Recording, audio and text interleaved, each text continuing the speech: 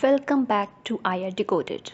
In this video, we are exploring liberalism, one of the most important theories in international relations. If realism sees the world as a struggle for power, liberalism gives us a different lens, one of cooperation, institutions, and the possibility of peace. Let's break it down. The heart of liberalism lies in a simple belief: human beings are capable of cooperation. Conflict is not inevitable, it happens, but it's not the only story. If people and states build trust, establish rules, and interact more, peace becomes possible. Think of it in this way: if two countries are trading heavily with each other, they are less likely to go to war because they both benefit from more from cooperation than conflict. But where did this idea come from? Philosophers like John Locke believed in natural rights and government by consent, the idea that humans can organize themselves peacefully. Immanuel Kant went a step further in his essay Perpetual, where he argued that democracies and international cooperation could end wars. Later, US President Woodrow Wilson pushed this vision after World War I, creating the League of Nations, and these thinkers laid the foundations for liberalism in IR. Liberalism rests on a few key principles. First, democracy promotes peace, and this is called the democratic peace theory, which suggests democracies rarely fight with each other. And the second one is free trade. When states are economically connected, war becomes costly. Third is international law and norms matter.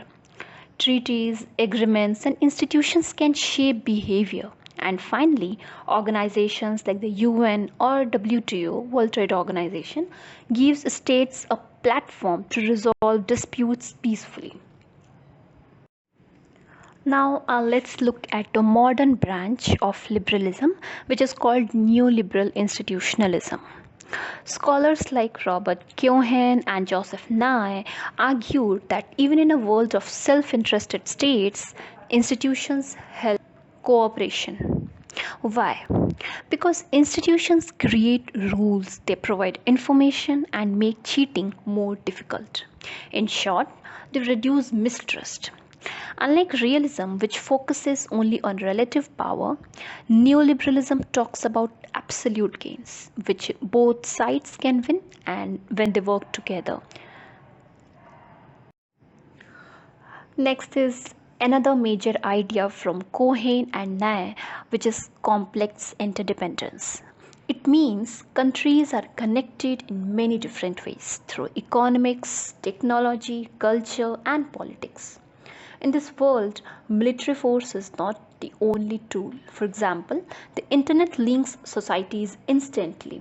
Global supply chains connect economies, and NGOs shape issues like climate change. And this web of connections makes war less useful and cooperation more valuable. And here is when liberalism wins. Now we look at the criticisms of liberalism. Of course, liberalism is not perfect as realism. Critics say it's too idealistic.